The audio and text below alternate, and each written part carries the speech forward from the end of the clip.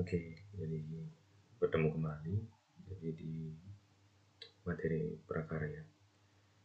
Jadi kurang lebih 2 minggu kita sudah tidak belajar secara online daring. Untuk hari ini, jadi kita akan lanjutkan materi prakarya. Nah, jadi pertemuan 2 minggu yang lalu kita sudah belajar banyak tentang menganalisis proses produksi kerajinan berdasarkan kebutuhan dan keinginan pasar lokal. Jadi Bapak sudah mungkin memberikan tugas kepada anak-anak peserta didik semua dengan membuat atau membentuk sebuah kelompok, di mana tugas itu adalah tugas proyek ya. Jadi di sana Bapak suruh kalian membuat sebuah ide atau menemukan ide produk apa yang dibuat dengan menggunakan ataupun bahan yang diperoleh itu berasal dari lingkungan sekitar. Nah, dari beberapa tugas yang sudah mungkin Bapak terima, jadi mungkin sudah ada beberapa yang sesuai. Jadi intinya dari tugas menganalisis sistem produksi di sana, itu intinya kalian itu nanti sudah punya ide apa yang dibutuhkan ya, jadi dari kebutuhan atau keinginan masyarakat di sekitar. Jadi itu penting karena sekarang kita ketahui bahwasanya di tengah pandemi ini, jadi semua kegiatan usaha sangat lesu ya, jadi perekonomian juga mengalami permasalahan. Nah, salah satu yang ingin dilakukan oleh pemerintah itu adalah satu usaha ini, UMKM ya, usaha mikro kecil menengah. Nah, salah satu kegiatan itu adalah bisa dibilang dalam bidang kegiatan kerajinan ya, jadi itu. Nah, mungkin karena di Seraya, jadi mungkin berpeluang untuk itu, jadi mungkin apakah kegiatan teknik menganyam, mungkin ada ataupun yang lain itu perlu dikembangkan sehingga dari itu bisa memenuhi kebutuhan masyarakat. Jadi ada berbagai, mungkin kemarin ada yang sudah menyetor tugas terkait dengan menganyam, membuat tikar ya. Jadi seperti itu. Jadi membuat kerajinan dari bambu ya. Jadi itulah salah satu mungkin berupa produk yang bisa kita andalkan, kita bisa perjualbelikan ya, jadi seperti itu. Nah, untuk selanjutnya jadi ada kaitannya dengan materi pelajaran yang akan kita pelajari hari ini. Jadi kita akan belajar tentang BEP ya. Nah, sebelumnya saya dulu. Nah ini, jadi KD 3.3, jadi memahami perhitungan titik impas atau break even point usaha kerajinan yang berdasarkan pada kebutuhan dan keinginan lingkungan sekitar atau pasar lokal.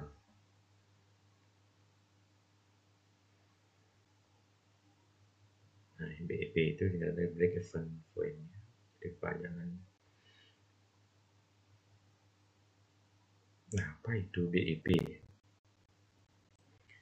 Jadi dalam dunia bisnis, jadi kemungkinan besar Anda pasti sudah, mungkin beberapa sudah sering mendengar istilah BEP kan gitu ya.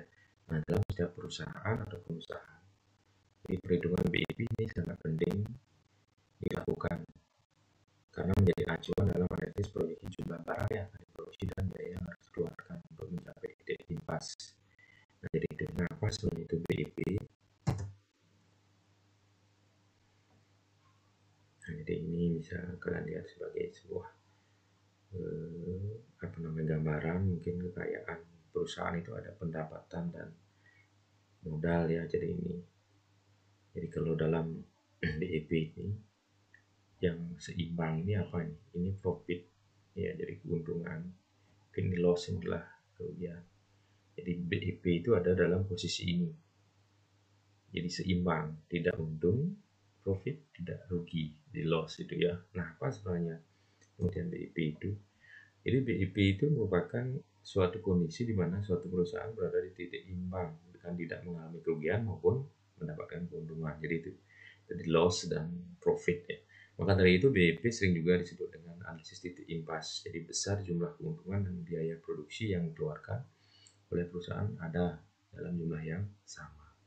Nah, oleh karena itu kita perlu dalam BEP itu kita, karena ada beberapa indikator di sana, ada biaya. Nah, di sini.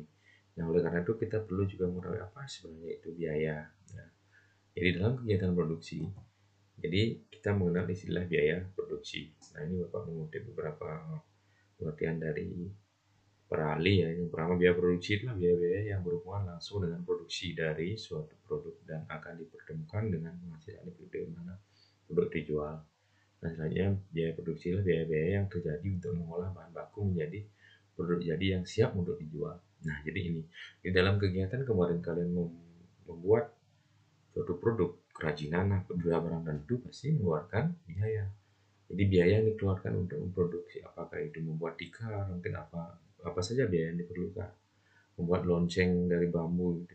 Jadi apa yang diperlukan, ya jadi seperti itu. Nah, jenis-jenis biaya produksi itu yang pertama ada biaya bahan baku, ya jadi itu. Jadi yang kedua ada biaya tenaga kerja langsung, terus ada biaya overhead pabrik atau BOP ya. Nah, jadi biaya bahan baku itu merupakan bahan secara langsung digunakan dalam produksi untuk menunjukkan suatu macam produk jadi yang siap untuk dipasarkan. Jadi bahannya seperti apa nanti. Nah, terus biaya tenaga kerja. Jadi merupakan biaya-biaya bagi para tenaga kerja langsung yang ditempatkan dan didaya gunakan dalam menangani kegiatan-kegiatan produksi. Jadi secara langsung diterjunkan dalam kegiatan produksi, menangani segala peralatan produksi dan usaha itu dapat terwujud. Jadi itu. Nah, terakhir BOP. Jadi umumnya didefinisikan sebagai bahan tidak langsung, tenaga kerja tidak langsung, dan biaya pabrik lainnya yang tidak secara mudah didefinisikan atau dibebankan pada suatu pekerjaan. Nah, itu beberapa jenis biaya produksi. Nah, bagaimana caranya sekarang menghitung BIP? Jadi break even point itu bisa dihitung dengan cara yang pertama, ada hal yang perlu kalian ketahui dulu. Nah, ini ada tiga nilai variabel. Jadi yang pertama biaya tetap. Nah, dalam penghitungan BIP itu harus ada ini biaya tetap, itu namanya peak cost atau FC. Terus ada biaya variabel dan harga jual produk. Jadi biaya variabel itu biaya yang selalu berubah-ubah, jadi menyesuaikan dengan jumlah produk yang dihasilkan di harga jual produk.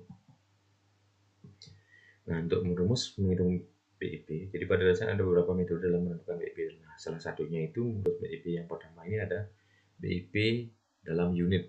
Ya, jadi rumusnya FC, peak cost.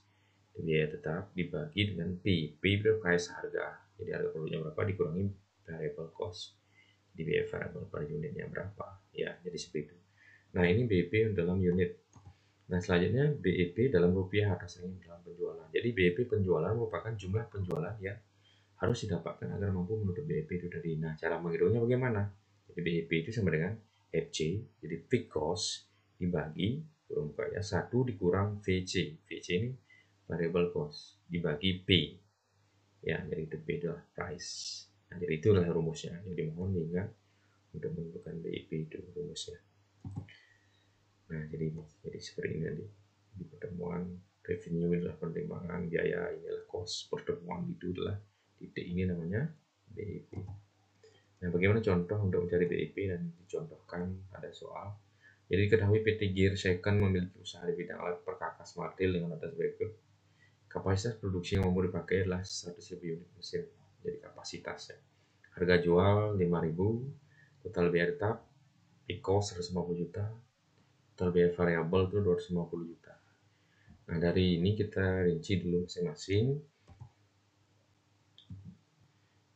Nah, jadi penyelesaiannya, jadi yang pertama kapasitas produksi 100.000, harga jual 5.000 ya. Jadi total penjualan berarti 100.000 kali 5.000, jadi 500 juta total penjualannya ya.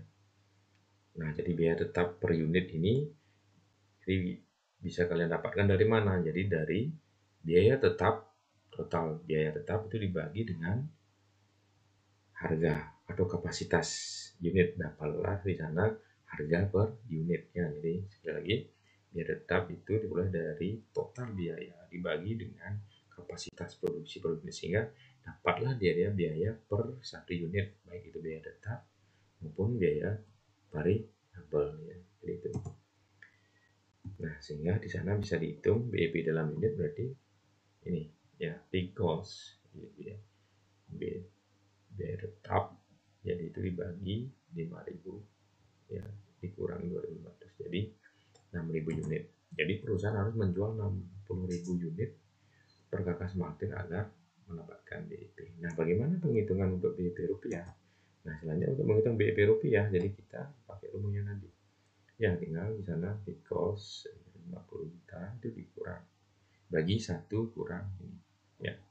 Jadi BEP rupiahnya didapatkanlah 300 juta. Nah, jadi perusahaan minimal penjualan per Kakak Martin itu sebesar 300 juta.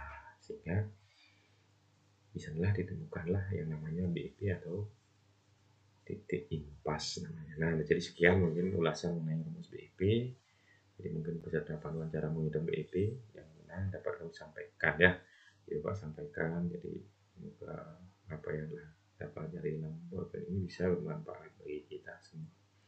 Nah, mungkin jadi itu sedikit materi yang mungkin Pak sampaikan.